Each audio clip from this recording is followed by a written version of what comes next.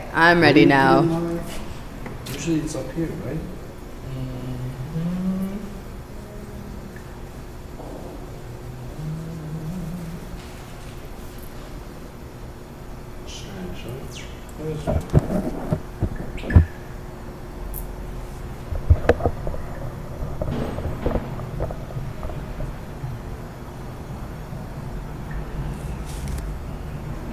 It's funny that you see yourself through shorts. I don't know.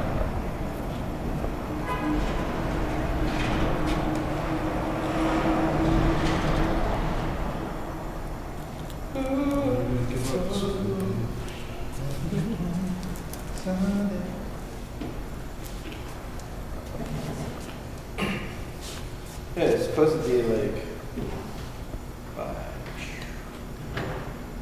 You got it updated, Donna? Oh, maybe that's the problem. Yeah, if they don't update it. Well, it's alright, I'm just gonna go in.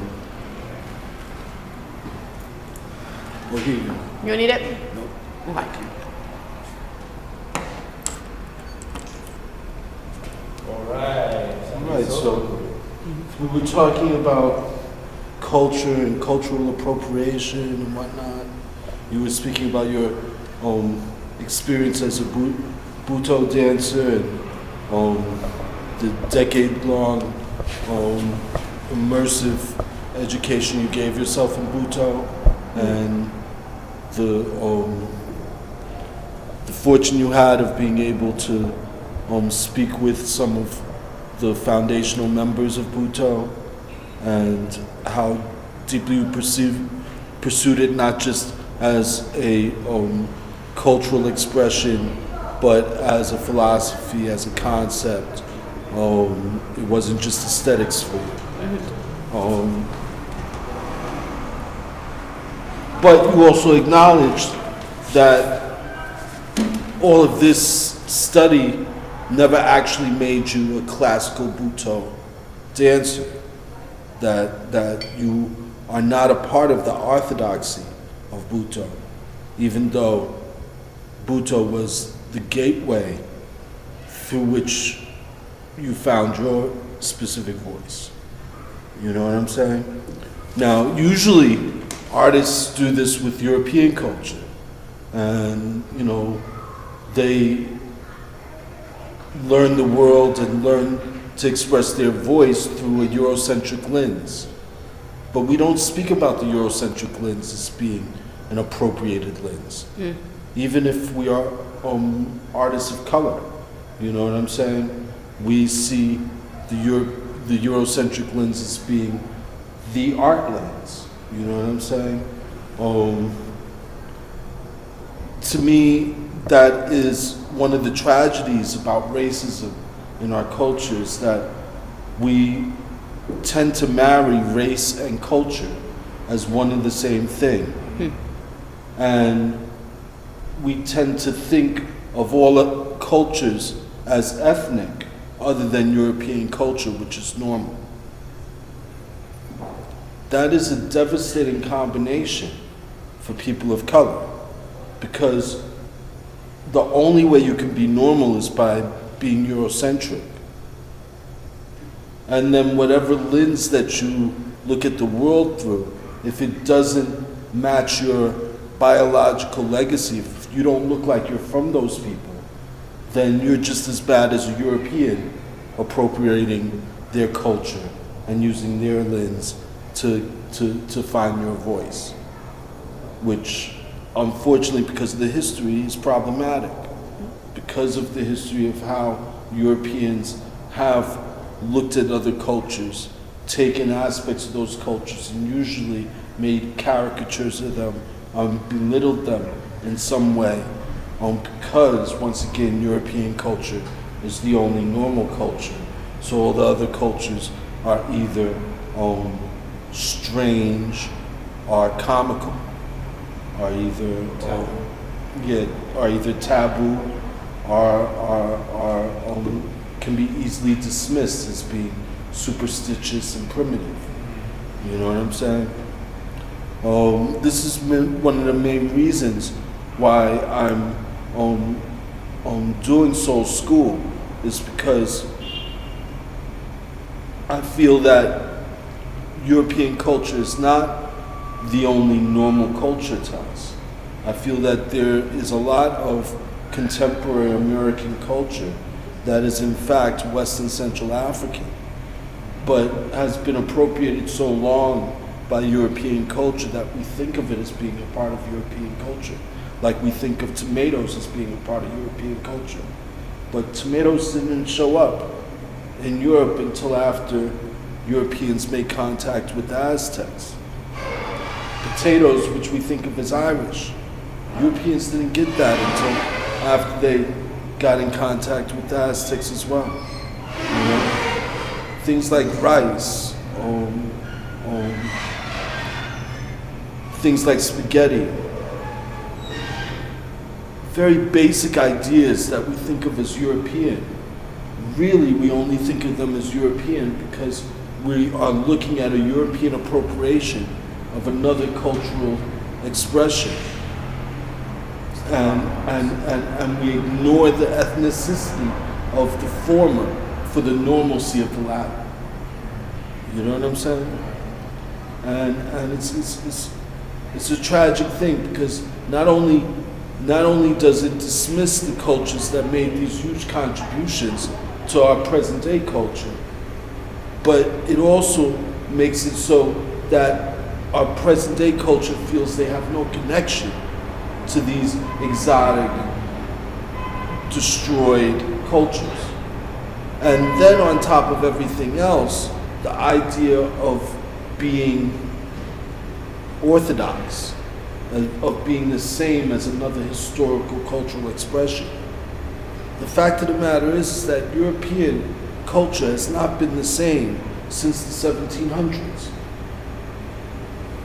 Really, as early as the 1400s, European culture was going through dynamic changes due to its connections and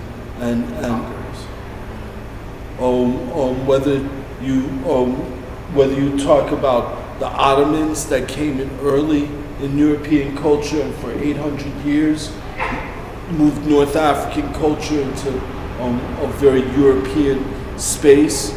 You know what I'm saying? I mean, when you think of Spanish culture, one of the main differences between the cultures of Southern Europe and Northern Europe is North African culture.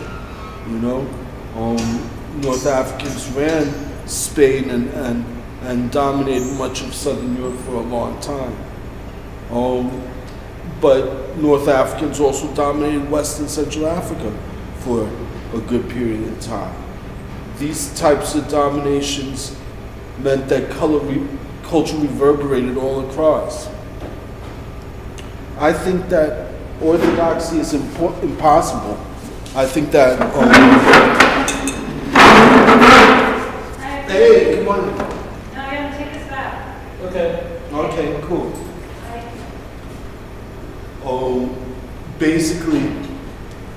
Basically, it's impossible to be pure Buddha. And regardless of your race, you can be as true to Buddha as anybody else can if you're willing to invest in what you feel is the true expression of Buddha. But of course, that's hard to, even the closest, most expert person in the field of study would feel that there was at least two polarities amongst teachers, if not many teachers, that offer you many prongs of what Buddha could be. Yeah. Mm-hmm. And that's the truth for any field of study. That's the truth for any religion. That's the truth for any cultural expression. There's only purity when you look at it from the outside. But once you go inside, you start to see there's immense diversity, even in the most disciplined orthodoxy. You know what I'm saying? From one group of people practicing it to another group of people practicing it, there could be differences that are so deep that they actually would become violent if they saw the differences and confronted each other on. Yeah. To me, that is that is the tragedy of the contemporary artists is that we're caught up in these kinds of culture wars, and almost always they push us to just cover our eyes and cover our ears and try to ignore the whole thing and just do what we're going to do out of our heart. I disagree with that stance. I feel that because of the culture wars, because of the appropriation that's happened in the past, because of the history that has happened in the past, it is important for artists to be intently academic and intently looking towards, as much as possible, the history, understanding what came from what, understanding what contributed to what, understanding what a classical expression of a culture is, and what is a modern expression of that culture. The classical expression being before Columbus, before the 1400s, before globalization, the modern expression being a contemporary expression, where you have all the cultures of the world percolating in every single culture. You know what I'm saying? So, you know, with Buto is a modern expression. Buto are the Japanese looking at Japanese culture after looking at the cultures all around the world and reassessing their own culture in that context and what makes their culture valuable and different for them in that particular space that we call dance in the West. You know what I'm saying? But the fact of the matter is that what they're responding just as much to ballet as they are responding to geisha. Oh, you yeah. know what I'm saying? Mm-hmm. So what is to prevent you from responding to Buto just as much as you respond to the Soul Train? You know what I'm saying? You know, these types of bridges are essential in the modern world, but also the study of a specific tradition is essential in the modern world in order for there to be a true expression of cultural exchange. You know, to me, one person cannot culturally exchange unless that person is bridging two different historical traditions. When you are able to grow up in a historical cultural tradition and you look afar at another historical cultural tradition, you see it performed in front of you, you maybe even take elements of it and use it in your discipline. To me, that's not cultural exchange. That's cultural appropriation, because you have not done the work of having a lifetime in that other cultural worldview like you have had in the one that you grew up in. It takes work to, in one person, bridge two cultures and have true cultural exchange. And you've done that one. You've done 10 years. I mean, there's a saying, if you study anything for 10 years, for 10,000 hours, you'll become an expert in it. And I truly feel that's the truth for language and cultural concepts and aesthetics too. You know, I feel that music, dance, the arts, they're all different types of communication. And just like there are certain things that you can only say in European art, there are certain things that you can only say in Yoruba chere. You know what I'm saying? There's no word for art in Yoruba culture. The word for art is game, you know, in the way that African Americans talk about game. And game is a very different concept than art, you know what I'm saying? And if you, like Picasso, just see some African masks and copy them directly, you're not involved in a real cultural exchange. You're just appropriating that image. You know what I'm saying? Or if, like your European friends who go ahead and go into the discipline of Buto, but then only express that Orthodox discipline as Europeans. There's something problematic there too, because no matter how many years as a European you put into Buto, what you do is always going to be European Buto. You know what I'm saying? Just like no matter how many years an African American puts into generations into European culture, there's still going to be an African expressing themselves in European culture. You know what I'm saying? And that again has to do with the sad situation that we are married to our cultural expression. But as sad as it is, it makes sense for now. You know, we're still in many cases in the first or second generation of cultural immersions. You know, these are really difficult questions, and I face them as an African American studying African culture. Oftentimes, people ask me, well, have you been to Africa? And I have to kind of laugh, because when I was studying art, nobody asked me, well, have you been to Europe? You know what I'm saying? But all the artwork I was studying was classical European rendering in naturalistic space, following the masters, and then eventually, hey, how's it going? Hey, Jules, yeah. Hey, how's it going, Jules? Welcome. So My friend nice to Jules. meet you. Soul. Yeah, please have a seat. Jules, nice to meet you. Hey, Have some welcome. pizza, Hey. drink. There's pizza, whatever you there's like. beer in the front, there's different things in the front. I'll grab a drink. Yeah. I'll come back. I'll do it. Yeah. No, he'll give you. Oh, okay. I'll be right back. Welcome, yay. Yeah, I'm here. I'll move some things around. You are it, man.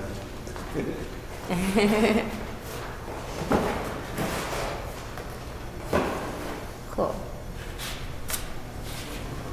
But yeah, I mean, it's, to me, what's really important is the difference between looking at a culture and immersing yourself in the culture. That is a big difference to me.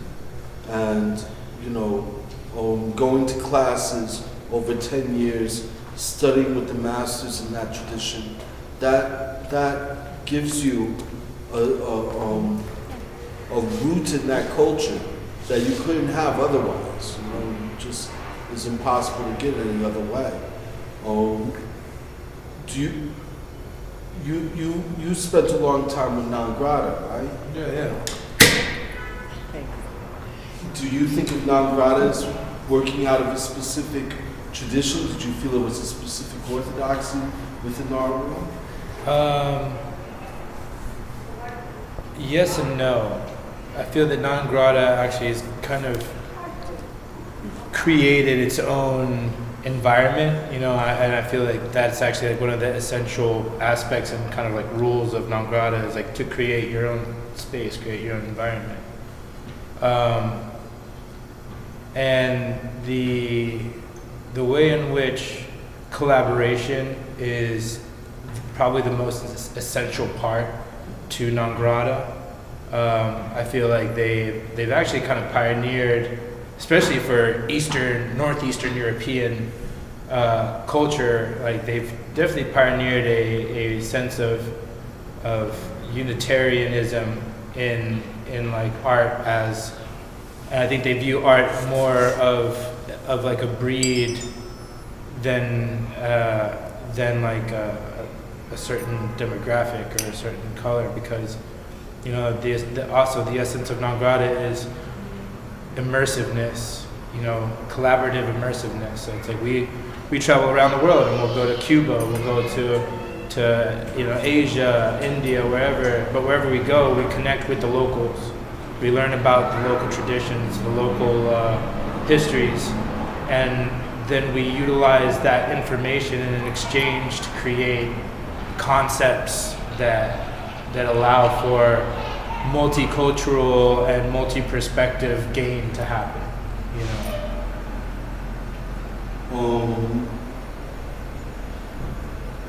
Would you mind giving an example of one of the countries you went to and one of the cultures that non grata as a community got to involve themselves in? What was the outcome of that interaction? So let's see. Well, non grata came through Oklahoma and has been going through Oklahoma since around 2006. In these performance events and printmaking events, Al Paldrock, who's like the leader / director / co-creator of non grata, was actually befriended by the like great grandson of I forget his name. He's like this famous like Indian chief, Raging Bull or something like that. He was like the great grandson of him, and the performance in itself was not influenced by this Native American culture and that interaction, but what came from it was actually this invitation for non grata to participate in like a rite of passage ceremony. You know, and I think that the core foundations of understanding that we're all kind of like in this together, and that we all have something to share, and our cultures are actually all bounded in more things than they are separated. They manifested a very deep and emotional connection between two very, very different cultures, you know. But also, you know, there's been many times where non grata has gone to Japan, met with, you know, the Silent Poets Society, who are the Buto dancers, and this cross-training, you know, they do workshops for a few days, Buto and performance, you know, Eastern European performance. And then at the end, it's a culmination of both histories, both cultures, creating a one-of-a-kind piece of performance. You know, so I think that we try to do that as much as possible everywhere we go. You know, even if it's on a micro level, even if it's here in the United States, where we're going from, you know, New York City to Detroit, you know, and just that switch of like, you know, societal culture, you know, we try to understand it and bring it to the forefront of everywhere we're at. Would you say non grata considers itself to be culturally Eastern European or culturally Eastern European tradition? I don't think that if you asked Al Paldrock if he's Eastern European tradition, I think he'd be like, fuck no. Like, nah, fuck that. Like, I think that one of the purposes of like non grata and this, like, there's also like this anonymity that goes with being a member. You know, it's like I'm not Danny Gonzalez when I'm in non grata. You know, I'm, you know, Marine fucker like Radical Danny or some other, you know, pseudo me. And like that ability to take away the ego, you take away your actual identity, I feel like helps to take away the ego, and I feel like the ego is where a lot of cultures are misrepresented, you know, because that's like where like someone allows their own ego and what they believe to be this culture to actually bleed through, instead of the you know, being the latter, being the person who's like open and more of a conduit of said culture. The reason why I ask that is because European culture has a very powerful history, and most of the people who have been resistant towards its more violent aspects, have been resistant towards its more supremacist, puritanical, you know,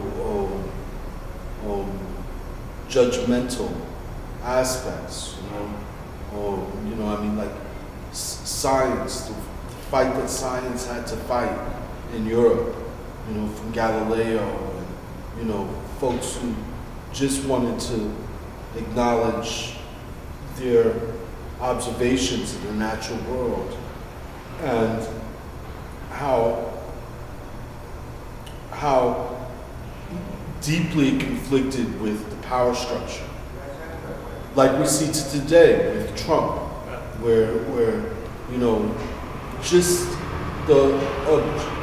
I hate to say objective, but just looking at observable data becomes something that is impossible because it questions the judgment, the actual thinking of the core of European supremacist ideology. You know what I'm saying? So you have Europeans looking at African art for the first time, and you have folks like Darwin talking about survival of the fittest and why the fit races should have control over all of the lesser races, which is a subtitle on his book. And you have Freud talking about the fetishism of the primitive peoples of Africa and how their cultures are completely based on these sexual fetishes in which they take mundane objects and imbue them with sexuality that gives them a religious fervor. You know what I'm saying? Then you have Picasso embracing the aesthetic that he sees in African sculptures without looking at any concepts or cultural aspects of African culture. And then you have Duchamp looking at the concepts. I mean, I really feel that Duchamp and the folks around him that spoke about Dadaism, I feel they knew who Dada was. They knew Dada was this member of the Royal Empire of West Africa, the Oyo Empire, and that he wanted to fight war with culture rather than violence. And the idea of using found objects like a urinal, not as a sexual fetish, but as a powerful symbol to criticize the culture around you. In Duchamp's case, it was about a white male pissing contest. So you have this white urinal by Armand, you know what I'm saying? But this is not something that comes out of classical European thinking. This is something that comes specifically out of West and Central African thinking, and again, this concept of playing game, of being able to take an everyday object and being able to use the game to say something about your society with it. You know what I'm saying? But the problem is that while Darwin and Freud were pointing out these Africans are dumb and primitive for these reasons, Picasso and Duchamp were not pointing to Africa when they were doing these things. They were saying, look at how great I am as an individual. Look at how I freed myself from your whole paradigm. Not look at how I'm studying this other discipline. Not look at how this other orthodoxy has enthralled me. Not looking at how much freedom this other cultural worldview has offered me as an artist. You know what I'm saying? And you see that tradition continue all the way to today, where and all through music, generation after generation of European bohemes embrace these other cultural expressions, but they don't embrace them in such a way that they're ever really a viable alternative to to the European culture they're resisting and trying to free themselves from. You know what I'm saying? And I can understand why. Like, for instance, the Beatles. When the Beatles embraced Buddhism and they all were wearing Buddhist outfits, you know what I'm saying? They still weren't willing to, you know, I mean, somewhere George Harrison really went deeply into Buddhism. You know, he went and studied in India. He was devoutly Buddhist. But once again, there's this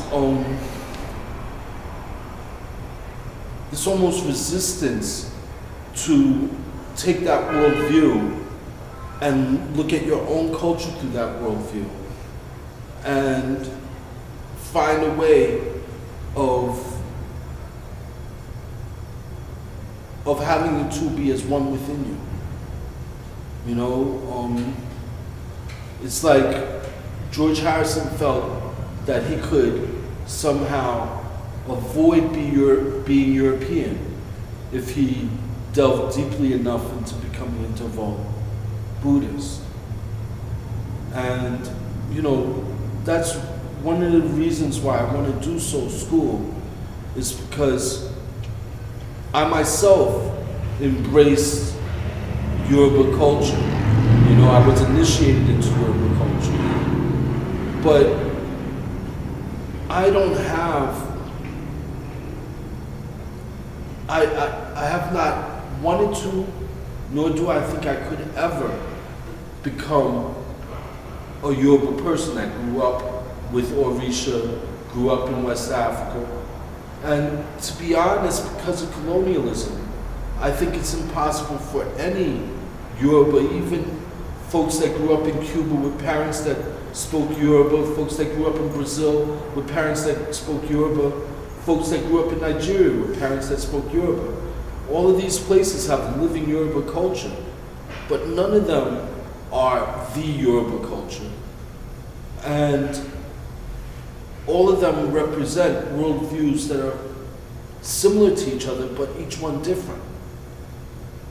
Here in New York, it's a very different Yoruba community than it is in Cuba or Brazil or Africa, you know? And I was very much indoctrinated and spent my time in the Yoruba culture here in New York. Did you ever get out to Japan? But did you have to? Do you feel like your experience here in New York with Buto was comparative to an experience you would have had in Japan if you were there for 10 years? Honestly, yes. There are people I'd like to study with who don't really tour and teach in that way, that I would most likely have to go to Japan to study with. But there are people who make their living performing and teaching around the world, and they make a stop in New York. So, you know, and more than once, you know, there's people that I got to study with in depth time and time again in New York, you know? Yeah. And I think that's one of the beautiful things about being in New York. You know, it's similar to what Nangrada has by traveling all around the world. By being an artist in New York, you can find a community right here that you could immerse yourself in and learn something that is almost impossible to learn outside of the place in which it is anchored. You know what I'm saying? That's like It's one of the things that keeps us here, right? It's probably number one. the benefit of the melting pot. Yeah. Well, hopefully not a melting pot. Really, we're hoping it's a salad at this point. We want each individual piece to remain as much as what it is, even while it's here in the States, you know? I like that. You know, we don't want all the cheeses to mix. Yeah. You know, we want to be able to, you know, to see authentic expressions, be able to sit with those authentic expressions in as much their own context as possible, till those authentic those authentic expressions become part of our own sympathetic nervous system, where without even thinking about it, we're seeing things through that cultural lens. It is the equivalent of dreaming in a foreign language. You know what I'm saying? And you can get that kind of cultural immersion here in New York. And to me, as an artist, it is very important to try to develop that cultural immersion with something other than the Eurocentric culture that we've all been married to simply by being born in this country. You know, I think one of the main reasons for an artist to come to New York, it used to be, you know, I mean, if you look at Kerouac, he was saying, go to New York, go and hang out with the Negroes, you know what I'm saying? And he was talking to young white folk because he recognized that there were these folks that felt that their culture was a jail. And the only way to get free from European American culture was to give up your racism and embrace African American culture. That's what the beatniks did. That's what the hippies did. That's what the disco kids did. That's what the hip hop kids did. You know what I'm saying? You know, and I think I hope it's something that we'll all continue to do. You know, Thelma Golden talked about post-black. She was referring to African American artists that just wanted to be considered artists. But what she was really saying was she was saying that there are people of my skin tone that don't want their skin tone to have anything to do with it because they're just as European as the next guy. You know what I'm saying? And that's absolutely valid. You know what I'm saying? I mean, when you look at an artist like Kehinde, his work is traditional European painting. You know what I'm saying?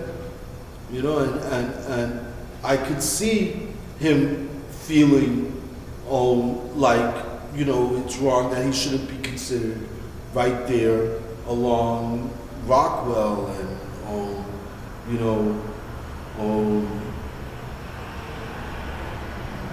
Rembrandt and that whole history.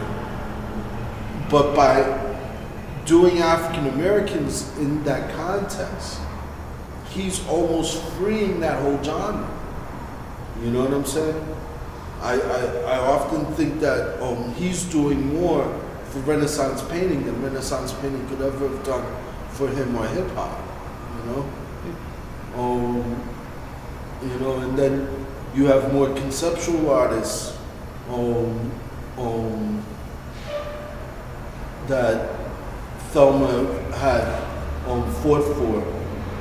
But the bottom line is that these were artists that felt uncomfortable with particularly being pigeon-toed as African. You know what I'm saying? You know, David Hammonds did that piece with Elephant Dung, you know? And that a whole aspect of that piece was this idea that, hey, we're just as white as you are. Why do we have to use elephant dung to show that we're African? You know what I'm saying? But, you know, I once again feel that until particularly African Americans have pride in the way in which world culture has chosen African classical culture as its anchor, as the way in which it wants to express itself. You know, and that has primarily happened because of African Americans and their retentions. You know, when you look at square dancing, country music, when you look at the blues and gospel, when you look at yard art, assemblage, found art, collage, when you look at scatter art, installation, actions, performance art, music videos. All of these have their roots in West and Central African masquerades, altars, you know? You can't look at a Jackson Pollock painting the same way after you've seen a ritual cloth that blood sacrifice has been done on over generations. You know what I'm saying? The two have the same depth of spirit, the same reverberation, the same tingle up your spine. You know what I'm saying? So, to me, when you look at the struggle of African American culture, I feel that it's valid to see it as the chosen culture of humanity. I feel that the reason why so many modern artists are attracted to these African American modes that have their roots in these African traditions is because there's something about the human spirit itself that is attracted to the syncopated rhythms, to the rhyme schemes, to the patterns, to the color combinations, to the philosophies of West and Central Africa. If it's an aspect of our human condition, if it's an aspect of something unexplainable but deep within us, and you gotta see it that way. I mean, I grew up here in New York. I watched Graph grow. I was part of the Graph movement, you know, doing graffiti on the walls and whatnot. Now, there was graffiti all around the world before the Graph movement here in New York. But after graffiti happened here in New York, the aesthetic changed all around the world. Without a gun, without a school, without a book, this aesthetic of bubble letters and three-dimensional letters, this aesthetic went all around the world. And people were tagging just like they were in New York on every train, all around the world. You have the same breakdancing, the same with rap, these 5 disciplines of hip hop, you know? All around the world there were DJs scratching, you know what I'm saying? This to me happens because there's something deep within our communal spirit that all recognizes that as being part of us, even if it wasn't something we grew up with, even if our culture came from a whole nother direction. And it's that power that I feel that we as artists are really trying to tap into. We're really trying to tap into these qualities that override culture, that override language, that override differences amongst human beings, and go directly to what seals us together as one common soul, what seals us together as one common system of values. And I think it really behooves us as whatever type of artists we are to understand as many West and Central African cultures as possible, just to get an idea of, one, how it influenced European culture, how it was different from European culture, and what might be the reasons why it was accepted, even though European culture tried with all their books, with all their power, with all their strength to dismiss it and make it appear as though it should not be a modern expression at all. What were you saying? No, nothing. I'm just into it. I just really am. You want to take a little break and then... Sure. I mean, unless anybody has any statements, questions. I Yeah, same. Well, that's cool. I mean, Chamber, I just wanted to get really clear. This idea of game. The reason why I say game, it isn't because West and Central Africans didn't consider life serious. It's because if you really consider life seriously, if you really recognize that this is a gift, a personal and a specific gift given to you every moment, every present, a gift, a present, every moment, this never-ending unfolding of the present, created specifically for you, that cannot be experienced by anybody else but you, is a gift of a good God. What would you do for that good God? Would you criticize it? Would you say, well, this was good, but this is wrong? Would you say, you must have made a mistake here? All of that, at a certain point, I would see as disrespectful. So, in order to change things, in order to acknowledge something you don't like and to change to something you like, you kind of are almost forced to put things in a less serious sense than this is wrong, this is bad, this is you gotta put things in more sense like, oh, I see why this is perfect. Can I do it perfectly like this? Can this option happen? You know what I'm saying? And you hear that in the blues and hip hop, where, Lead Belly will be talking about the bourgeoisie blues, and how Washington's a bougie city. You can't even sit up in a movie theater without getting thrown out because you're black. You know what I'm saying? There he goes. We can take a minute now while the folks here. Nice to see you. Tapestry of culture, which is something whenever I was kind of growing up in Oklahoma as a creative person, where do you have an outlet to be creative?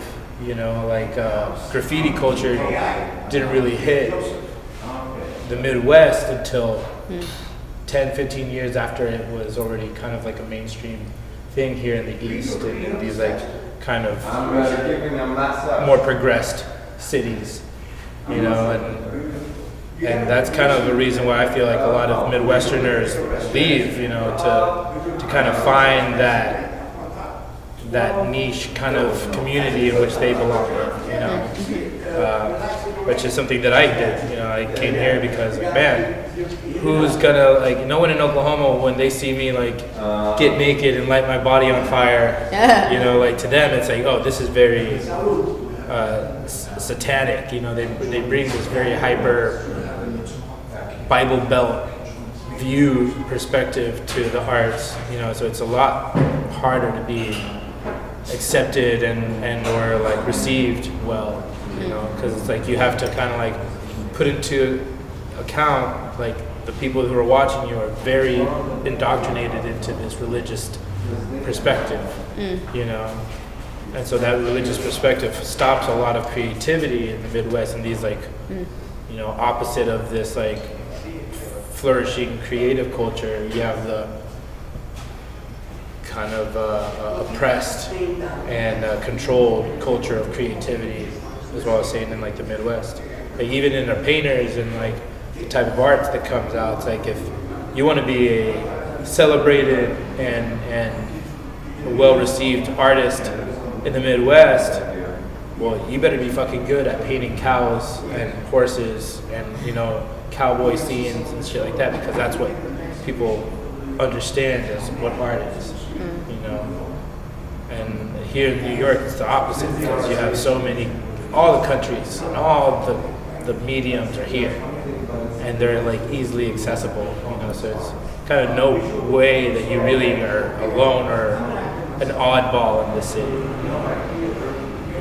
Well, you can be an oddball. I've met many folks that come from the Midwest that feel like that oddballs, because they really do feel that real art is a painting done in perspectival space, naturalistically. They really do feel that a really good time is going to the mall. For sure. You know what I'm saying? For sure. You know,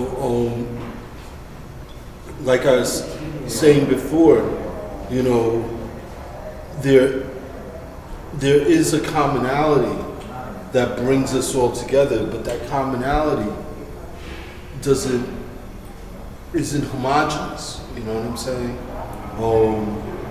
Yeah, it's true. Hip hop went all around the world, and everybody engages in hip hop. But what's also true is McDonald's went all around the world, and everyone engages with McDonald's, and Christianity, Judeo, Islam went all around the world, and everybody has their experience with that as well. You know what I'm saying? It's funny you say that. Like I was kind of blown away about 5 years ago when I went on my very first tour with Non Grata throughout Europe, and we stopped in Riom, France, and we were staying with this printmaker, Marc Brunier, teaches in Riom, and he had a intern from China, this like Kim Lee, and her. Hey, how you doing, sir? Please feel free to join us. Her and like this other Chinese touring artist that was with us, Kelly Sharang. Each night, it's someone else's night to kind of cook, you know, and like we all try to share our culture, our food culture with each other on a nightly basis. And that night was their night to cook. And they're like, oh yeah, we're actually making a very traditional Chinese meal for you. And they got this 2-liter bottle of Coca-Cola. And they poured this 2-liter bottle of Coca-Cola into this big pot and threw a bunch of like chicken wings in there. And they boiled it all up and made this Coca-Cola chicken.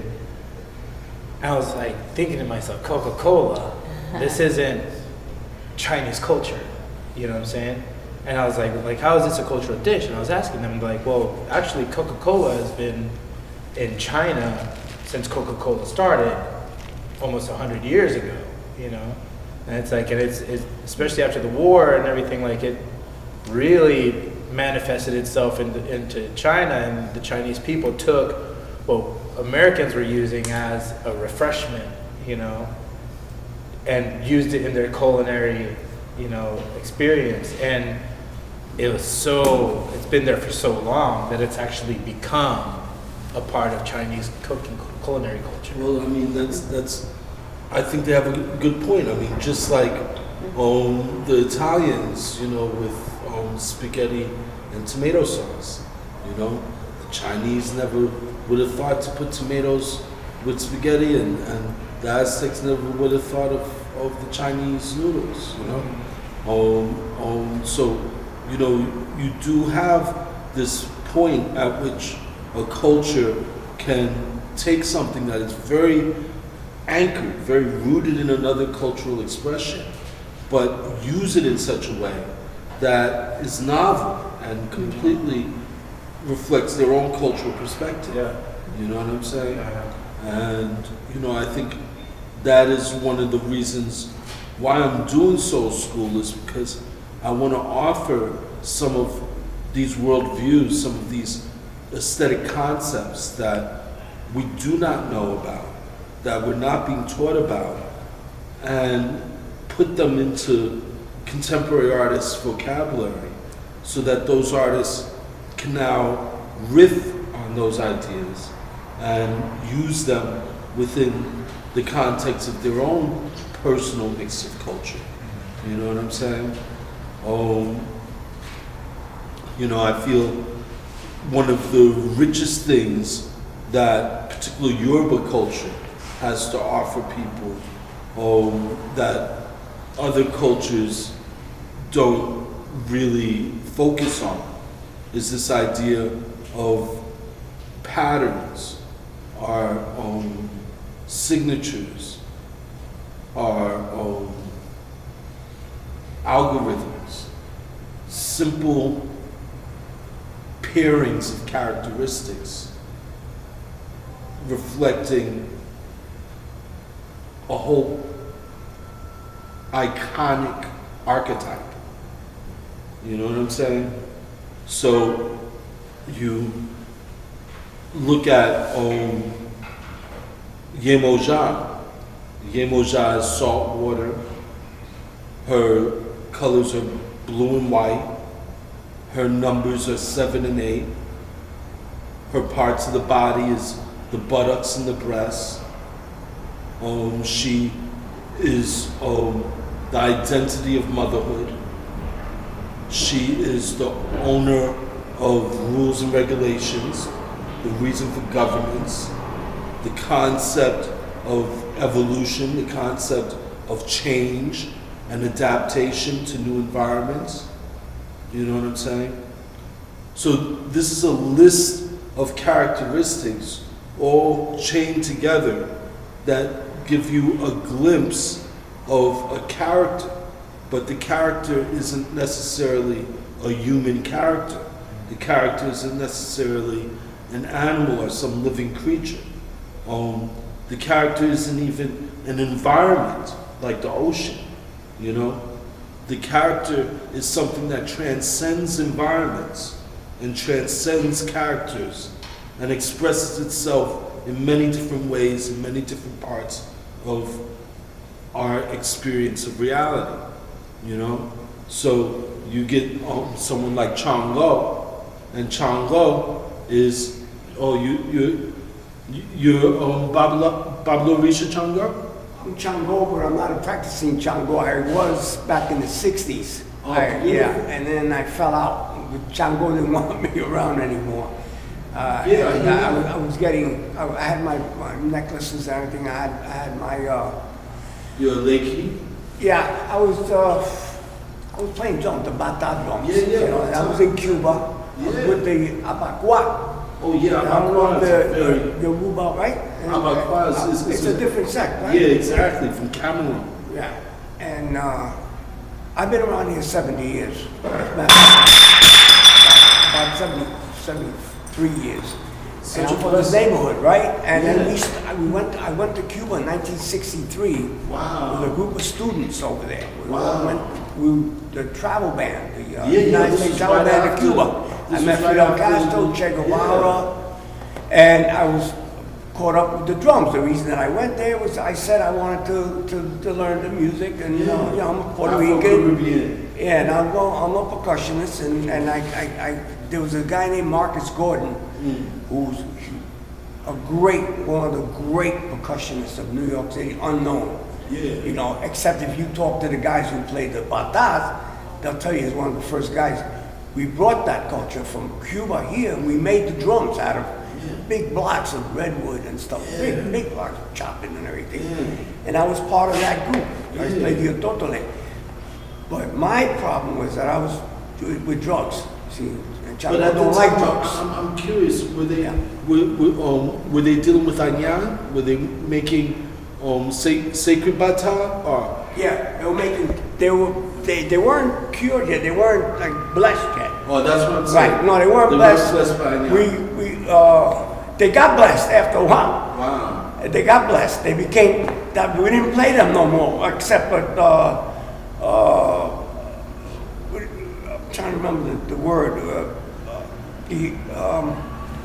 At the religious ceremonies, we didn't play them. At the Bimbes. At the bembe, or at the there's another word for that too. Anyway, we had them blessed, and we had them covered, and we didn't use them except in a ceremony or something like that. We played for Celia Cruz. We played. There was a guy. Trying to remember his name. To my mind, I'm 78 years old, so I'm not old there yet. And I got excommunicated. The guys didn't want to hire because of drugs. Yeah. And they say, Yambu no se vacuna, which means Yambu don't use no drugs. Yeah, Chango, I've heard different opinions about Chango. Some people, like children of Obatala, swear Chango's just straight as Obatala. Changes. You know what I'm saying? Yeah. And then there's, some folks that come at it from more Legba point of view and say, hey, you don't have a get Orisha without there being a drink or two involved. You know what I'm Well, saying? drink is nothing. A drink is okay. But It's the drugs. It's the drugs. I mean, a lot of guys did cocaine and stuff like that. They thought it was all right. it's the heroin that they was not allowed. Yeah. And- even amongst folks that had their head washed to Lake Bar. I've been amongst those folks, yeah, and I'm chickens saying- being cut and all that, and Yeah. roosters and goats and all that. I've been to all the ceremonies. Abakwa, no, that's the Abakwa is the name of the tribe, right, or the name of the region. Abakwa is from the Cameroon tradition. Okay. And basically in Cuba, it became an all men's Right. society. Right. And they're famous for their masquerade, which is the Epique masquerade, which is the masquerade of the leopard. And they have the leopard masquerade where they have an outfit that looks very similar to a Ku Klux Klan outfit, except it's covered in spots for the leopard, you know? But the Abakwa is famous for their signatures, their firma, the signatures that you would do for I heard Abakwa. that if you wanted to join the sect, they check your back to see if you got the right number of stripes and stuff on your butt. And if there's any lines missing or they've been stretched, you can't go in there. You have to be your own man, you know what I mean? And that's how they did it. They checked. They counted 7 lines. If there was 8 or 9, that means they've been stretched. Somebody's been in there, right? So, Chango has got a woman's side of Chango and then there's a warrior side of Chango, Yeah, right? Chango Macho. And so Chango was red and white, and then there's another, I think blue and white, and she turns into a woman, and when you praise her, you have to be in a position like a woman, you know, Well, and that's just, you know, what I Well, you know what I mean? I can do all that. Chango, the tradition in Nigeria is a little bit different than the tradition here in Cuba. In Nigeria, Chango is a guy all the time, but Chango does all of his studying with women. He learns to fight from Oba and Oshun and Oya. He's good friends with Obatala. He's friends with Ogun. Ochum? Oshun is his second wife. Okay. And they were all. Yemasha's another one? Yemaya is in many parts considered to be his mother. But Chango was an actual figure. He was the 4th Alafin or emperor of the Oyo Empire. You know what I'm saying? And he was famous for wearing a skirt and for having his hair cornrowed, plaited. His corn-rolled hair, all in zigzags, represented the creativity of his mind. And he developed the bata drum, which is the conical drums that you have bass, mid-tone, and high tone melody. Iya is the big drum. Iya, which means mother, is the largest face of the largest drum, and also the name of the large drum I itself. don't know what that means, but that's a smaller drum. Konkulo is the middle The middle drum, one? and Itotele is Itotele is the the small one. That's what I was drum. playing. Itotele. In Cuba they say the white man's music or European music, it is the treble, the high voice that sings and tells the melody. But in African music, it is the low tone that sings or tells the melody. And the low tone is called mother because it is the low tone of the queen mother, of the oldest woman. You know, so she's so old that the testosterone has turned her voice deep like a man's. You know what I'm saying? And she has the most governance. And when they wash the drums, what they're washing the drums to is a road of Oshun called Anyan. Anyan is the road of Oshun that is the source of sound itself. Oshun means the source, and usually it means the source of water. But in the case of Anyan, the water is the sound. The water is the pounding of the drum. You know what I'm saying? You came up in an incredible time here in New York. You know, that was my godfather's godfather, Chris Oleana, and Osurgimen were the first African Americans to make ocha in Cuba, and they brought ocha here to New York in the early '60s. The same thing as Santo, made Santo. Exactly. Yeah. Santo or Santeria, the way of the saints, is actually talking about ocha. Ocha means those who select, the owner of selection. And what they're talking about selecting are these angels. I don't call them saints, even though Chango was a living person, and you might consider him to be a saint. But actually, from a Yoruba perspective, Chango is older than the person that was called Chango. The person that was called Chango just epitomized this energy, epitomized this force so much that his name became associated But with this Chango was a force. saint of the original Chango. Well, you see, the thing about saints is saints are a type of ancestral reverence. It's a type of ancestral reverence where you are having reverence for somebody who is not directly in your bloodline. You're having reverence for somebody who represents your tradition, but is not an angel in your tradition, is not older than humanity and helped produce humanity, and also is not God itself. You know what I'm saying? Yeah. But someone who has a close enough relationship with the angels or God that you could speak to that saint in order to make things happen. Now, what happened was when the Yoruba, the Arada, the Fan, the Dahomey, the Abakwa of Cameroon, you know, on and on, the Kikongo, when all these different groups were brought into European churches, they all looked up and saw the lithographs of the saints. When they looked at the lithographs of the saints, they saw the characteristics that they had been celebrating in Africa. And these characteristics were older than humanity, but expressed the way in which humanity expressed itself. So when they saw the image of a woman in red and white robes, holding a cross with lightning coming across, they saw Chango, because Chango is the lightning and his colors are red and white. But it was a woman there, which also made sense for Chango, because Chango in Africa was very celebrated by women. And a lot of the followers of Chango were women. And what would happen is that Chango was such a man that when a woman went ahead and became a priest of Chango, she would be called a son of Chango. And Chango's symbol is the axe. And these women were considered to be old battle axes. They were considered to be, you know, like a man in every way. You know what I'm saying? And that's why in Cuba, when they saw the saint as a woman with the Chango, it made sense to them. They're like, oh, there's one of our women Changos, one of the sons of Chango.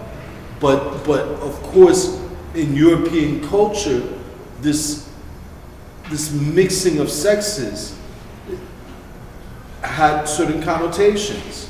You know what I'm saying? About being gay and about being straight and you know, the whole idea of male and female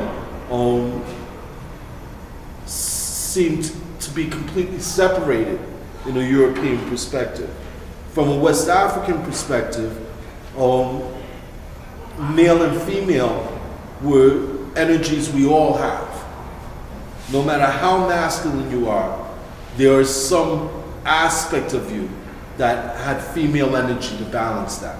And no matter how feminine you are, there was some aspect of you that had male energy to balance that. And in fact, if there was a goal in Yoruba culture, the goal was for Iwa Pwele. Iwa Pwele means a character that invites gentleness. And they say that the way in which you develop a character that invites gentleness is by balancing your male and your female sides, by learning to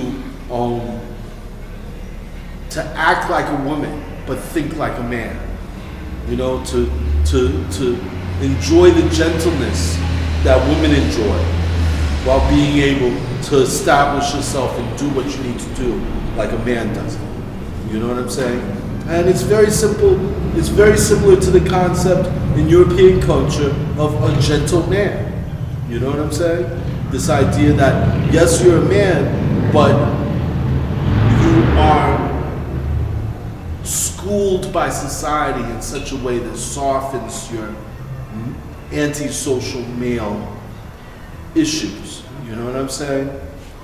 You know, so I mean, but yeah, I gotta give it to you. Coming up, you know, here on the LES, on East Harlem, on the 60s. With Jesus Perez, who was a great Bata teacher. Yeah. And with this guy, Marcus Gordon, who's American, but had family in Cuba. And when we went to Cuba, we visited his family, and his family recognized him and took him in. You know, and then we went to the Abaca ceremonies. They were all in these back alleys, man. And like they had these tents up, and you couldn't go in there. Yeah, it's supposed to be you could be on the outside, only men inside could. And them guys were smoking up a storm, man.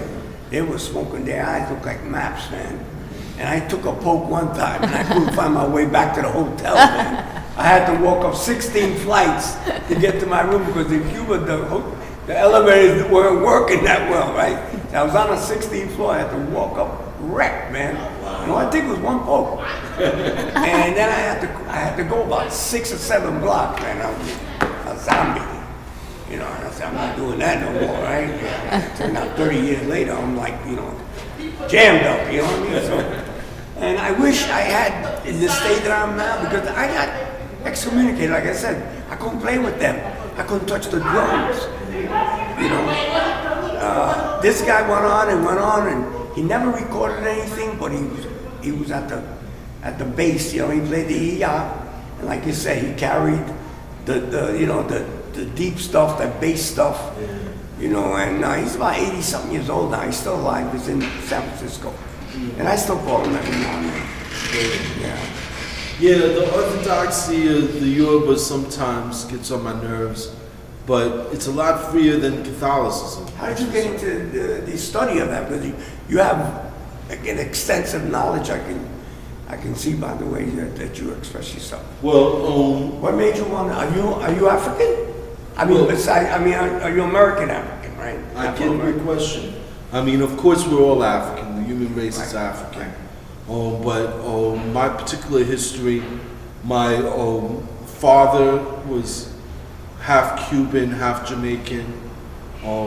His mother, his grandmother came from Jamaica to Cuba and had his mother with a Castilian landowner that was her boss, you know. So my grandmother was half Cuban Castilian and half Jamaican, and my father married a woman that was both sides of her family came out of South Carolina, Geechee folk from the Gullah Sea Islands. I grew up with my great grandma from South Carolina, and she practiced hoodoo. She had her John the Conqueror root in her bedroom drawer and was working on cards every day. You know what I'm saying?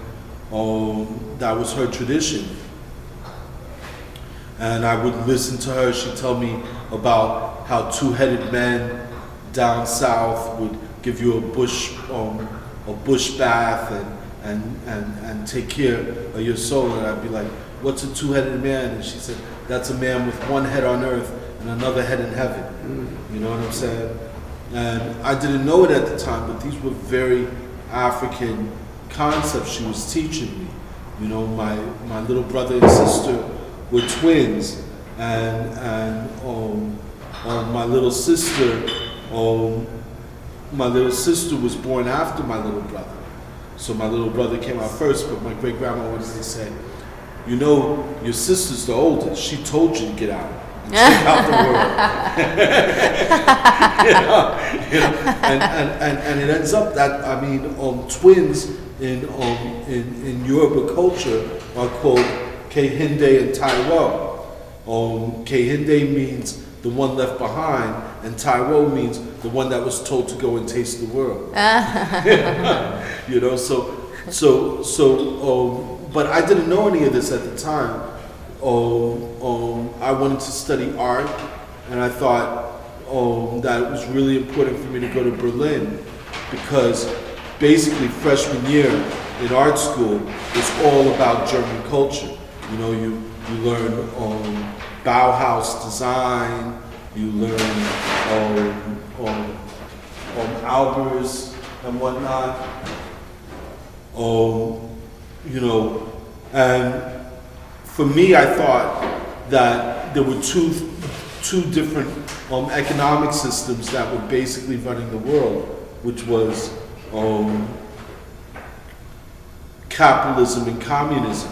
So going to Berlin and being in that little capitalist island in the middle of East Germany was really important to me. And it just so happens the year I went out there was the year the wall fell. So, you know, I was studying Japanese stone carving. All this stuff happened to me before I studied any African culture. I had a close friend, excuse me, hey, is that that? I had a close friend that was a baroness, and she invited me to her house, and she had a book dating her family back to the year 1100, and I thought I had history because I knew my great grandma, but this was ridiculous. You know what I'm saying? So basically, I came back from there saying I have to learn about my history. You know, because to my shock, when I pointed out this book to her, she sucked her lips and said, "I don't want anything to do with that Nazi shit." You know what I'm saying? And I was so impressed by that. Daughters of the revolution these days would be so proud, regardless of their slave-owning parents. But here she was ready to give up all this history because of the idea of European supremacy. And I didn't know anything about my culture, so when I came back, this is junior year of college, I took my first African art class, the first class where you're allowed to study African art.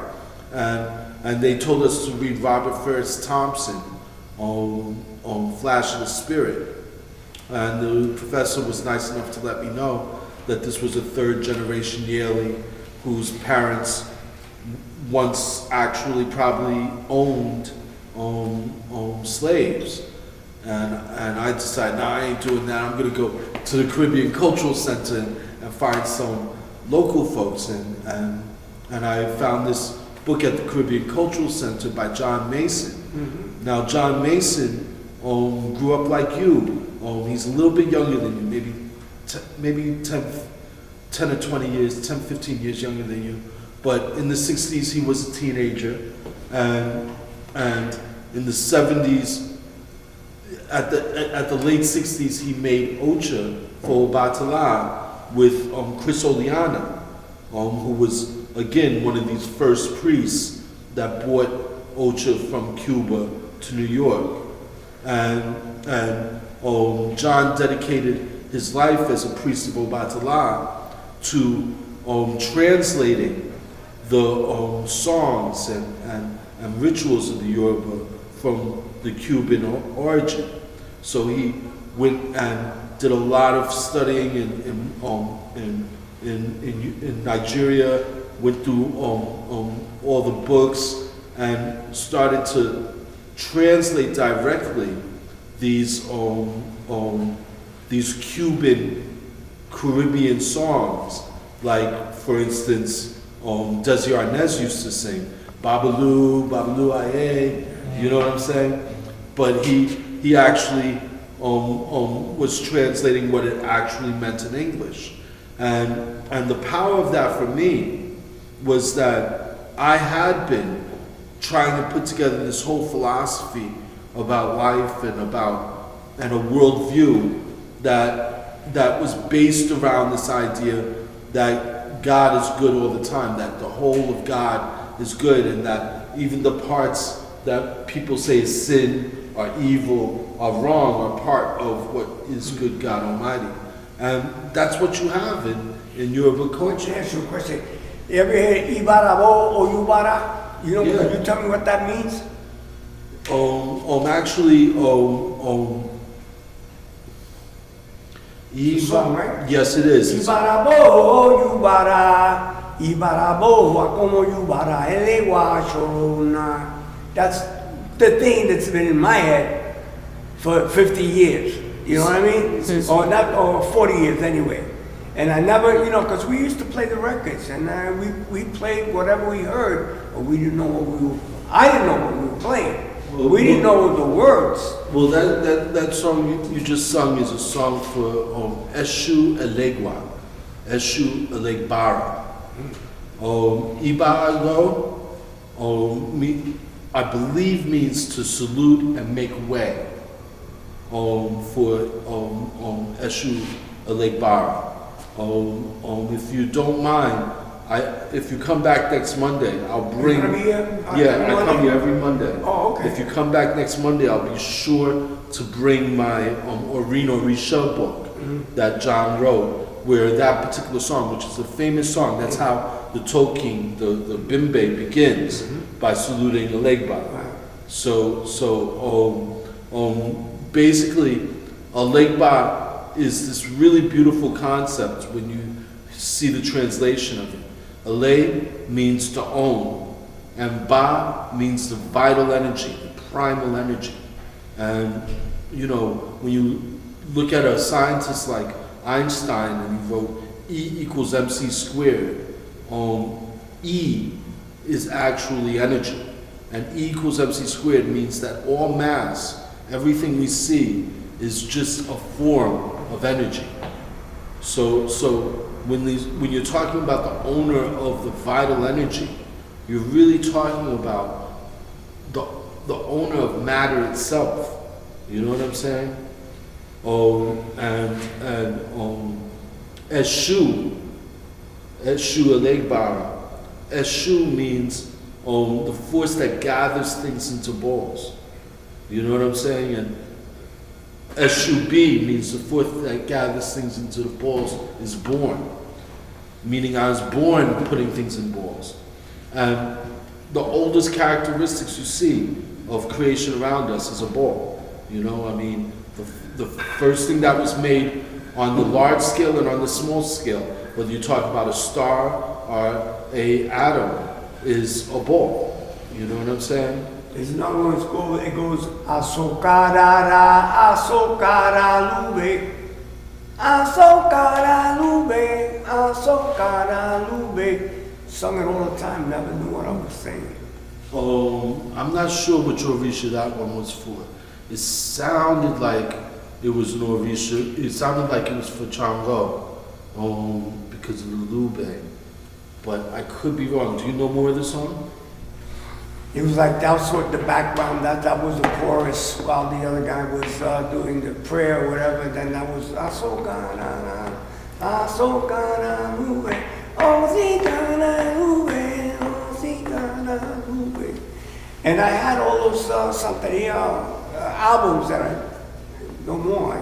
They all got lost. That's a shame. Those are powerful. Well, the reason that I had to let it go was I was going to kill myself, because I was not obeying. I was disobeying. My madrina told me, you take them collares off and throw them in the ocean, man. Put them in a white handkerchief and go out to the ocean and throw them out there, because I used to get in accidents. I had them on my neck.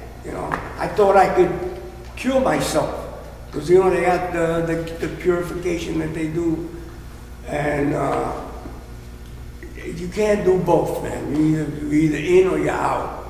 And if you think you're in or you act like you're in, they're gonna put you out. Well, So you can't fool around with that. I've definitely had my experience of folks with cautionary tales about the Orisha, but I always used to look at them kind of sideways because, you know, the same Orisha that they're calling on are the same Orisha that white folk call on, the same Orisha that Chinese folk call on. You know, I don't care who you are. When you go in the bathroom and you wash yourself with fresh water, you're calling Oshun. You know what I'm saying? I don't care who you are.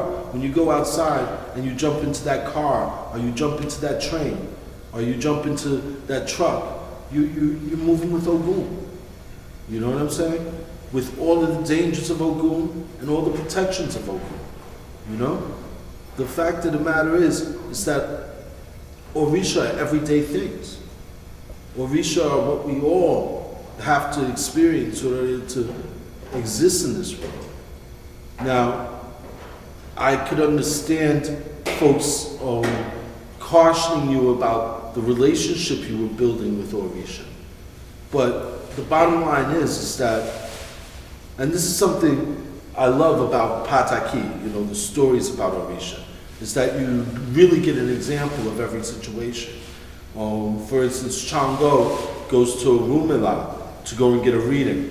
And Orumila does the reading, and he says, oh, you're having a problem here, you're having a problem there, and you better do this, Ebo, and you better act like this, or else this could happen to you, or that could happen to you. And Chango turns to him and says, my desire is greater than your knowledge. You know what I'm saying? At a certain point, you have to trust your head. Now, that doesn't mean you made a mistake all those years ago.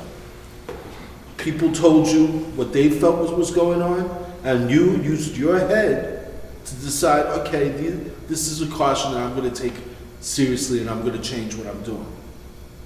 You know what I'm saying? I myself, I've been in a similar situation where Orthodox people in tradition have said to me, oh, be careful here, be careful there. And I appreciate their wisdom. I appreciate them for sharing that wisdom with me. But in the end, I have to follow my Ori. Ori means head. I have to follow my mind. I have to follow the navigation that my experience has shown me over anyone else's. You know what I'm saying? You know, so I mean,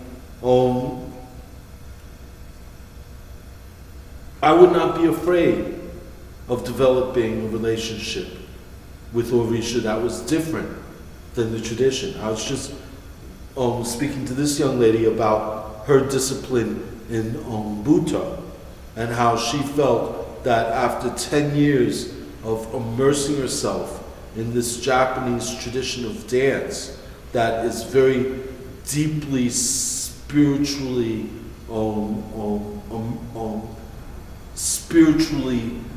psychoactive, you know, that has this deep spiritual residue it leaves on the very way in which you perceive yourself in the world, just by getting into that discipline for so long. How it would be impossible for her to actually be orthodox to that tradition. She'll always bring something new to that tradition that wasn't there before, because she comes from a different anchor. But also, how that tradition is looking for a different expression within her. It's looking to have a new life within her. Evolution. You see, I don't like to use evolution because evolution kind of disrespects ancestors. Evolution says ancestors were low and now we're better. And I don't like that type of thinking. I prefer... But isn't that our purpose, is to be better than the last generation, to move forward? If we're not better, then we're not moving forward. You see, the interesting thing about movement is that there is no forward. There's only relative movement. Forward could just as much be down or up. Dilute it, you can dilute it. It isn't so much that it can be diluted, it's more in a sense that things only have meaning in context. It's only in context. If you were way out in space and couldn't see any other planet or any other person, what would forward be? What would up be? What would down be? It's only in the context of being on Earth that we have an up or down. It's only in context of having a goal that we have a forward. It's only in context of having a home that we've left, a destination, that we have a forward or a backwards. You know what I'm saying? The fact of the matter is that our belief in better and worse actually, to me, is a disrespect to the nature of creation. It's like I was saying, the Yoruba talk about game. The reason why they talk about game is because everything is perfect. I am no better than you and I am no worse than you, but I am not you. So that means that I'm perfect and you're perfect. So how do we then decide whether this young lady should be like you or this young lady should be like me? Well, the only way that our culture allows us to decide it, just like our political opponents, oh, he is a bad, filthy person. Isn't that what President Trump always says? Oh, they're bad people. And then people turn to Trump and say, that's a wicked way to play the game. Where the only reason you can give for something is that it is bad, or that it is worse, or that it is going to take you backwards, or that it is sick or disease. African Americans make something sick into a compliment. You know what I'm saying? So the idea is not so much to argue whether things are better or worse, but to see the beauty in the difference between the characters, and to recognize your own attraction to one character rather than another, and to recognize that attraction means that you are more like that character, but that still doesn't make that character better than the one you were repulsed by. You know what I'm saying? You have to respond. You got to respect everyone's heads to make the choice you made. And that choice shouldn't be bound by this concept of good and evil. That choice should be bound by their own head, their own experiences, and the way in which they choose to navigate their world. And that's a respect that we don't often give each other and don't often acknowledge. I mean, if the way of the world was to find the best thing, then there'd only be one organism here, and we'd all be busy eating each other and multiplying with each other, and that'd be it. All being the same thing. But that's not the nature of reality. The nature of reality isn't that there's one best thing. The nature of reality isn't that we have one final solution that we're all going to reach that's perfect. The nature of reality is to be perfectly different from as many perfect things as possible. You know what I'm saying? So the shark is not a primitive human being. The shark is a modern shark, right with the modern human being. And the computer is not better than a stone tool. The stone tool is a tool used by humanity, just like the computer is a tool used by humanity. And they have very different origins, but they have humanity in common. You know what I'm saying? And to say that our ancestors were dumber than us, are less than us, because, you know, I always hear, and the Aztecs and the Incas made all these great empires without the wheel. Well, the wheel was invaluable for them. You know, they were going through forests and mountains. The wheel is more problem than anything else. You know, you carry it most of the time. You know what I'm saying? It's all about context that drives innovation. And once innovation is made, that innovation is not something that makes things better, but it makes things different. And sometimes that difference is something that we need to open up a whole new world for ourselves. And sometimes that difference is something that ends up becoming a stumble point, and we have to reassess it and rethink it. You know what I'm saying? You know, I mean, asbestos was supposed to be this magic mineral that we could suddenly do things that we couldn't do before, like fireproof our homes so that we don't have to suffer from fires. You know, it was going to make things better. But then there's this huge drawback of it bringing disease with it. You know what I'm saying? All I'm trying to say is that I think as artists, it's really important that we become really skeptical when somebody says they're going to make something better or they're going to make something worse. I think that we have to not be so tuned into what's better or worse, but be more tuned into what are we willing to live for and die for.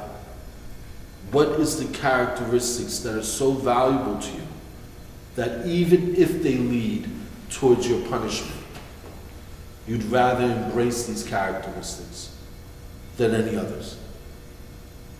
Even if they lead towards your reward, you would stick with these characteristics, not because of the reward, but because these characteristics represent who you are. You know what I'm saying? And I think when you make choices based on that, it isn't based on a place of fear anymore. Now it's based on a definition of who you are and what you're willing to live for and what you're willing to die for. You know what I'm saying? And I think choices that you make that aren't forced on you by somebody else's belief system are the most powerful choices. You know? I think that finding that spine in your back, that no one else can define your path or tell you what's going to make your path better or tell you what's going to make your path worse, I think that's an important place to find within yourself. So I got this commercial now on TV where the guy jumps into the fire, into a volcano, right? And they're going like this looking for water. You know, it's so ridiculous. But that's a belief, right? And this guy said, listen, why don't we just get the river and to come down this way? And that don't make any sense. Look, these people came all the way down here to see you jump, man. Okay. And he jumps. And then I said, well, I guess that didn't work, you know. And the other guy crossed me, look, why don't we build something? I'll bring all the pineapples you want. Let's build something. Nah, and you can bring one at a time. And then that monster eats them up. And he said, oh, poor Joey. You know, and those are commercials that put you to think sometimes as the people just, you got to do what other people tell you to do, and you're not really thinking of your own, you know, your own place. You got to please them and maybe kill yourself, but at least you did what they told you to do. And I hate those commercials, but I could see people doing things for other people because the other people told that's the right thing to do. You know, you're gonna help us out by doing this, you know. So anyway, that's my own Yeah, stuff. yeah, you're absolutely right. You're absolutely right. You know what I mean? The things that we Oba, which is Shango's first wife, she is the Orisha of education, and she says you can only navigate to what you've been educated. You know, if you don't know about it, you don't know how to get there. You know what I'm saying? You don't know, but if you know, you can't say you don't know. And hopefully, as you do know stuff, you also get an inkling of what you don't know. You know, that's also an important ability to have some range of knowledge of what you don't know, and also to have the humility of knowing that there's stuff out there that you don't even know you don't know, like Cheney says. You know, Cheney's like, we know what we know, and we know some of what we don't know, but we don't know what we don't know. You know, and it's real though. It's real.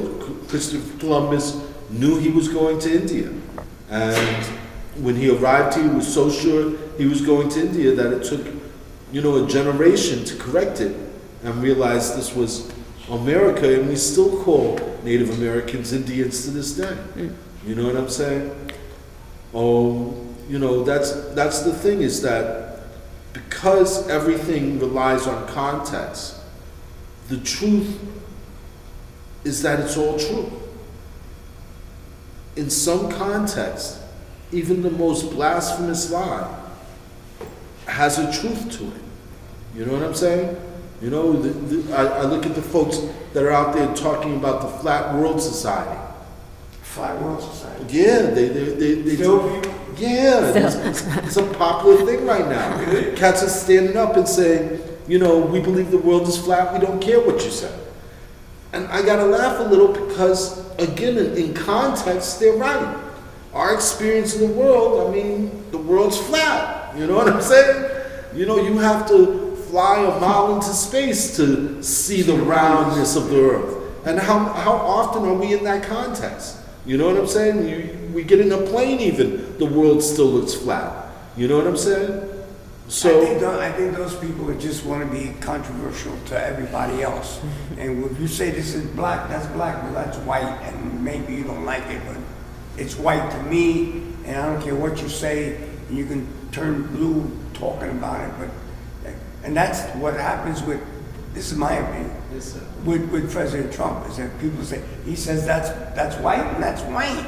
And he's wrong, but he's right. You know what I mean? He's wrong, but I'm gonna go with him anyway. It's like, you know, I'm gonna go get those pineapples because he told me to go. well, I mean, we've had a long history of that. This country was founded on the fact that some guys were upset about having a king put a tax on their products. How dare you put a tax on our products? I'm a free man. You know what I'm saying? You can't own me, and you can't tell me that I have to pay this tax. At the same time, owning people. And then goes and writes, Thomas Jefferson writes, all men are created equal. At the same time, owning people. You know what I'm saying? You know, and everybody saw the lie. Everybody knew the lie. But they all accepted it as the truth. And we've accepted it as the truth growing up. You know, George Washington, I never tell a lie. He sold his children into slavery. You know what I'm saying? You know, I mean, we have a long history of Trump in this country. This country was founded by people like Trump. People who were willing to have one truth amongst their community and another truth for everyone else. You know what I'm I don't saying? think there is any other truth. There is no truth. It's just nothing but lies, period. There is no truth. It's what I say, you know. The truth is what I say, you know. Well, I Whatever think I that, say, that's the truth. In There is no other. the military, they used to say there's three truths. There's your truth, my truth, and the truth. And I think that in the aspects of communication for humanity, the best way to find not even the truth, but a truth that both parties can agree on is to not find their truth, but try to both push towards the middle where the truth lies. You know? in talking about the complicated history of this country, it makes me want to go back a little bit to what we were saying about ancestors and the idea of thinking that we're supposed to be better than our ancestors, or that things are always going to the better. But in just what we're talking about right now, we can see that so much is beyond our control, right? So, like, we're not moving like this in a straight line with our ancestors in the back. I mean, in a way we are, but in a way we aren't, you know? My grandfather was a blue-collar working class man, was a firefighter for like 30 years, and then got to retire, and he's still alive, and he's enjoyed like around the same amount of time enjoying a retirement. That's that's not going to be my story at the end of the day. I don't know if I'm going to be able to retire, just like things like that, like looking at our economy, like it's not always to the better. And I came across a quote recently, and I don't know who I don't know. But I'm curious if you have if it comes from anything here that goes, what I heal in myself, I heal in my entire family line. And I'm curious if if that is anything that you would know about in relationship to the Yoruba. Well, not so much the Yoruba, but it reminds me of a koan in Eastern tradition, which says, in order to reach nirvana, you have to take everyone with you. And it's this idea that the thing that prevents us from seeing perfection is the fact that perfection is the only thing we ever experience. The thing that makes us always seek perfection and never seemingly are able to grasp perfection is because we've defined perfection as something that we cannot possibly experience. So the only way to get to heaven is to recognize this is heaven. And the only way to get to hell is to recognize this is hell.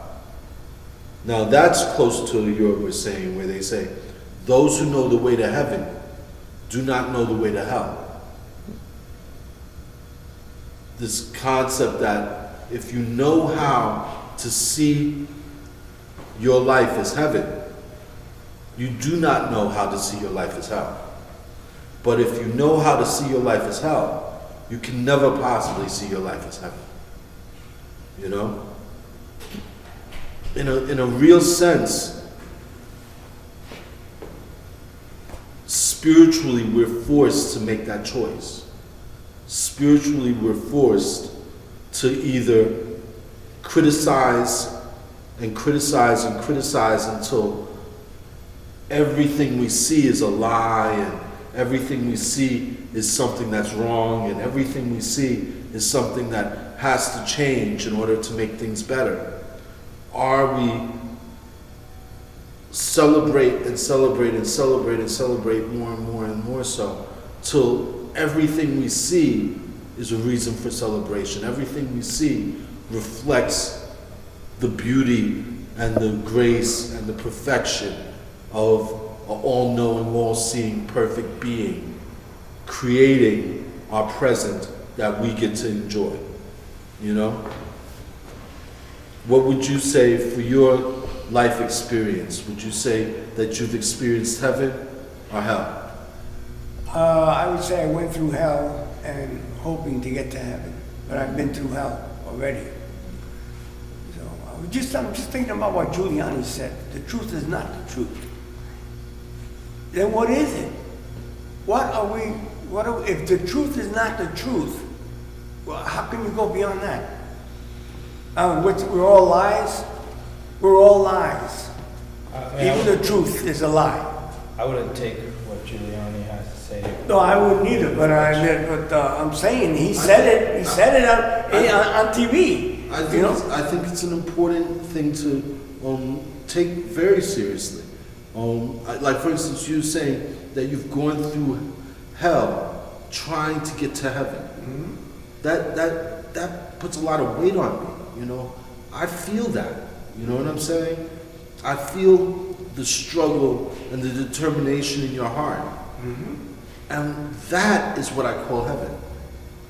Yeah. Well, you see, I'm closer to that than I was to hell for 30 years, And the last 30 years of my life, I've been enjoying my life with no big, I got the same apartment 30 years. I was blessed with an apartment, They gave me the first floor because they knew I was going to have arthritis, I don't have to walk up a flight of steps.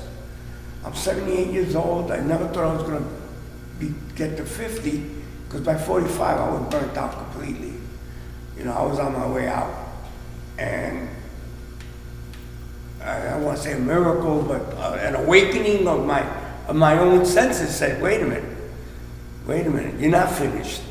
This is just the beginning, you're not the end. You already did the worst part, And I had some good times.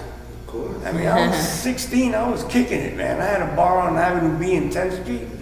That's real. And then I went to Cuba, I met Che. That's no joke. You know what I mean? And then it all was downhill after that. I went like a nomad for 20 years, going from place to place.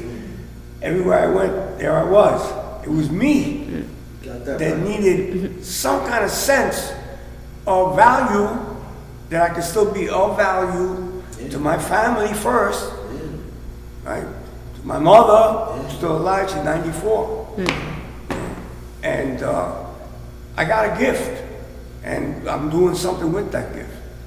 I'm trying to give it away, and I come here today to get your gift, because to me, talking to you is a gift. Oh, believe me. I didn't think I came in here to ask somebody a question, and then he said something about Yoruba. When he said Yoruba, he's talking about me. Yeah. I said, wait a minute, this guy knows my great-great-great-great-grandfather, because my grandfather's great-great-grandfather was a slave, right? And this is of the Spanish going to Puerto Rico, and my grandmother being a Taína Indian, a Caribbean Indian, got mixed up with another, and so I got blonde-headed guys, blue-headed guys, black gentlemen like such as yourself, we're a family. That's and then maybe that's why there's so much love in our family too. There's 300 of us, and we get together and we have a reunion, and there's nothing but love, nothing but love. The blue-eyed guys with the black guys, and we got how that happened. I don't know how that mixture got in there. We made one good mix, one good batch of cake, you know what I mean? And it's sweet. None of that stuff happens by mistake, Nothing happens by accident. You wouldn't be here if that single cell sperm didn't find that ovum. If your grandmother had turned left instead of right, it's a precision machine. Every single thing you do affects everything that happens around you.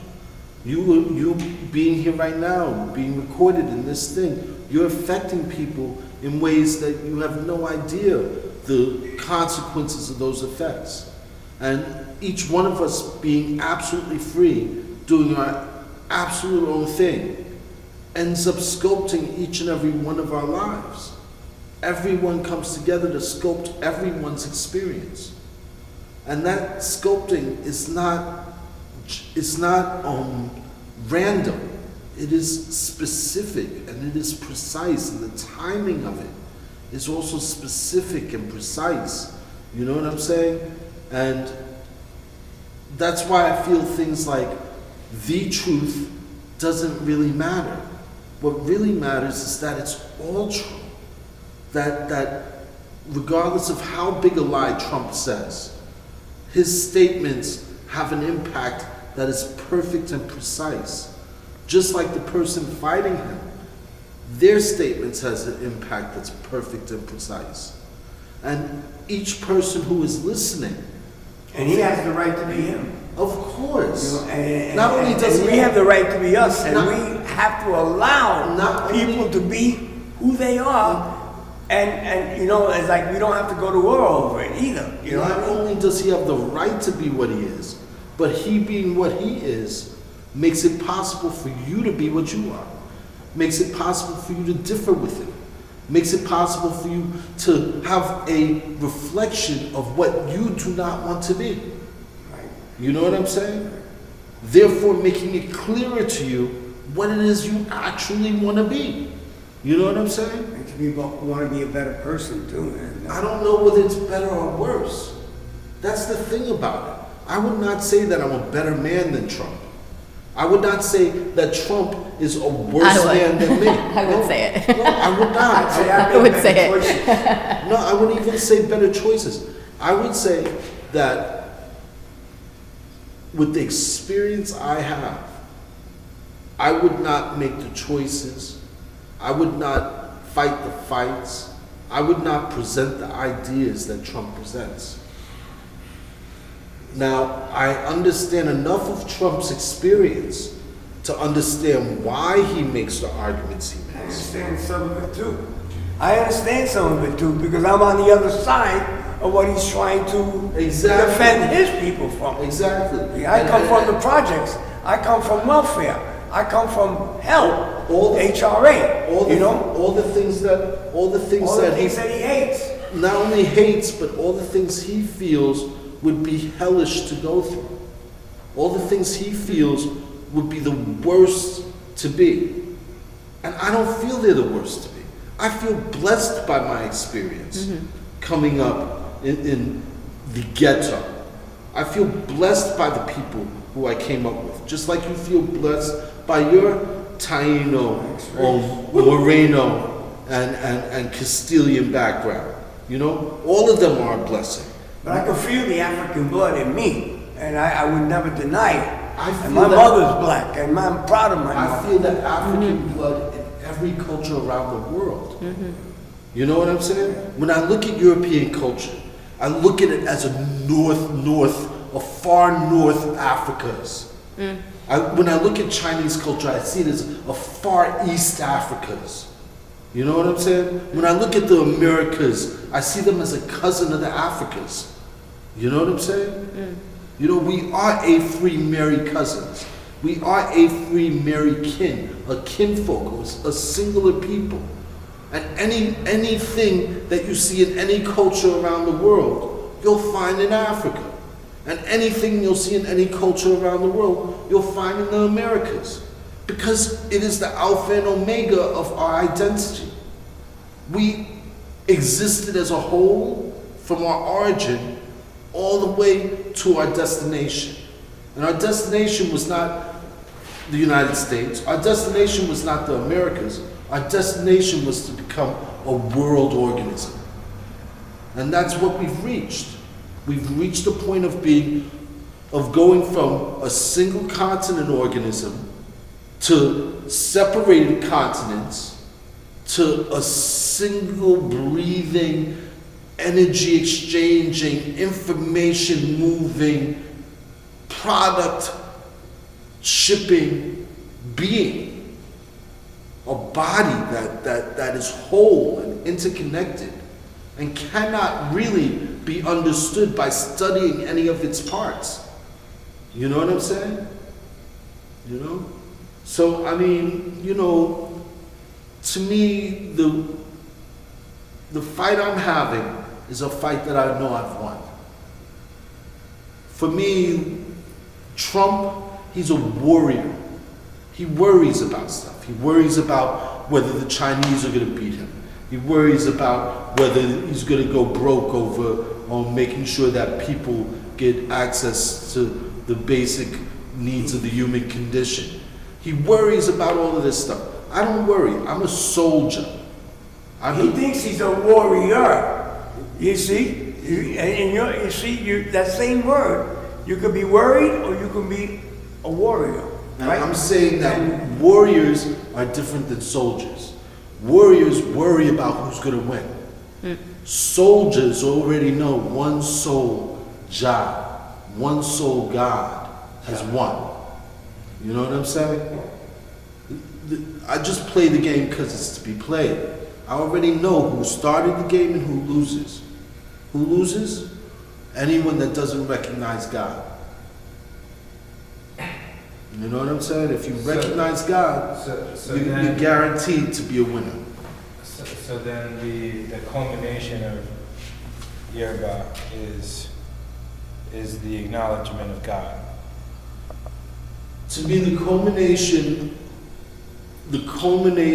of Yoruba is to choose to see reality as God. And to see reality as not just God, but a God that is good all the time. The culmination of Yoruba is to not insult God by being a critic of God, by thinking you know the will of God, so therefore you know how somebody could go against the will of God. The definition for Yoruba is what? And this. Well, I wouldn't say Yoruba. I'm talking more about the souls. I'm talking about my particular head. For Yoruba, it's a little bit different. For Is Yoruba a religious sect or? Is it Yoruba is not even a Yoruba word. Yoruba comes from what does it mean? from the Hausa people. The Hausa people were Muslim Islamic people in North Nigeria, and they, at the fall of the Oyo Empire, conquered the Oyos and sold them into slavery. And as they were selling them into slavery to the Europeans, they would call them Yoruba, which was a selling point. It means a clever people. These people are clever, so you should buy them. You know what I'm saying? The actual Yoruba name for the Yoruba people is Lukumi. Lukumi means my friend. And to me, that is the point of the Yoruba culture, is to make friends with the forces of nature, to recognize the forces of nature as they express themselves through you and everyone around you, to recognize the forces of nature as they express themselves through the environmental forces and through the materials you all, through your food, to recognize the angels, to recognize the heads that are chosen. In Judaism, the people are the chosen people. They call themselves the chosen people of God because God chose them. And why did God choose them? God chose them to go through slavery. And by going through this hardship of slavery, this was proof that God had chosen them as his chosen people. The same thing with the Israelis. Yeah, that's what I'm saying, Judaism. Whereas in Yoruba, God didn't choose the people, God chose the angels. And the reason why God chose the angels is because they're the only ones that get to keep anything here. The angels existed before life began, and the angels will exist long after every generation is turned to dust. You know what I'm saying? So the idea is that the angels are the true owners of reality, and we are just tools, just horses that express the needs and wants and desires of the angels. You know what I'm I want to saying? ask you, what's your belief of angels again? Angels are the Orisha. A perfect example of an angel is iron. Iron is an angel from my point of view. It is iron itself, the metal itself. It represents a concept, a personality, an archetype that expresses itself in everything. Not just matter like the substance iron, but everything that iron does. Like for instance, iron is the engine in the machine, right?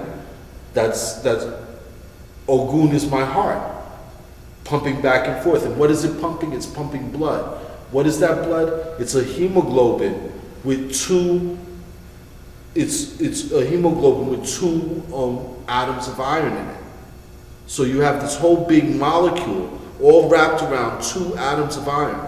Those two atoms of iron are brought to our lungs to get air and become red. When they become red, they're ready to do work, and we're able to live off of them. They move that oxygen, they move that fuel, just like the pistons in the car is moving the fuel through the car. The iron is being moved. You get what I'm saying?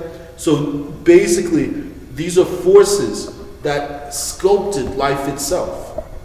These are forces that their characteristics are what we've inherited.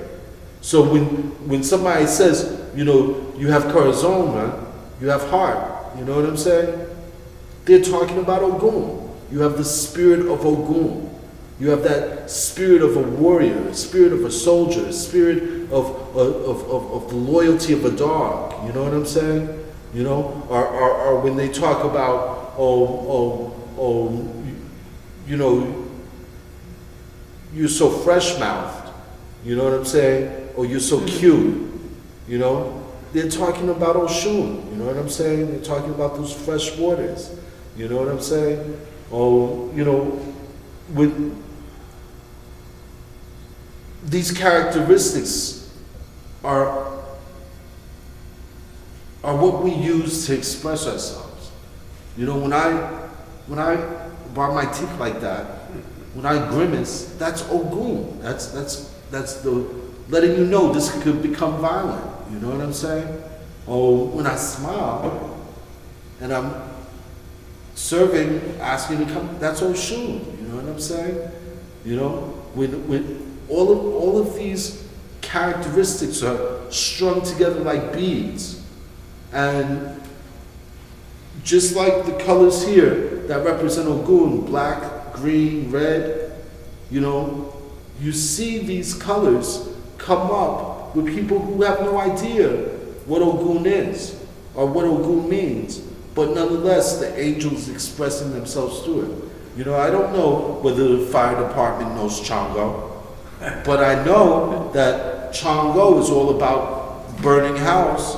And how do you respond? By dressing in red and white and putting it out with the water hose. You know what I'm saying? That's Chango straight up. It was such a blessing you coming through, My sir. pleasure. And what time are you going to be in next Monday? Every Monday, 6 o'clock, sir. 6 o'clock? 6 to 9? What do you run? 6 to 10? You run 6 to whenever you leave, right? It's all over now, huh? Listen, very instructive. My pleasure. I Mine, really though. got a lot. Thank you for I'm so your happy service. Thank you for happened being to here. pop in. And absolutely. I heard a lot of good stuff, and Yeah, maybe nice. I'll bring somebody with me, right? Yeah. Who wants to really learn, you know, Yeah. to talk about peace and stuff like that. Yeah, you know? exactly. I appreciate it, man. Yeah, my pleasure. And what's your name again? So, Sol? S-O-L, El Sol. Sol, como el sol. Okay, Give thanks live. good, man. Thank you again. And I think you could, yeah, there should be more people here listening. Anytime. Sometimes there is, you know, it's So how long you been doing that? Oh, about 2 months. It now. ebbs and Month. flows. Months? Month. Every Monday? Every Monday on the dot.